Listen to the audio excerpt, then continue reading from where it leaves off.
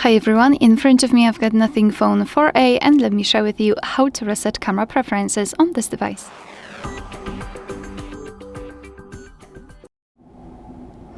So let's start with opening the camera app, and currently we are in the standard photo mode. As you can see, I've got also grid lines applied. I've applied them before I've started recording because I'd like to show you a visual evidence that the reset option will work. So basically they should disappear after resetting. Now all we have to do is to tap on this arrow in the right upper corner, which will open more options to choose from, and in the right lower corner we've got more settings, so just tap. Here we have to scroll all the way down to find Reset All Settings and simply tap on Reset to confirm. Here we need to grant the access to the permissions in Settings, Apps, Camera Permissions, so just tap on OK and now we can go back, everything is fine.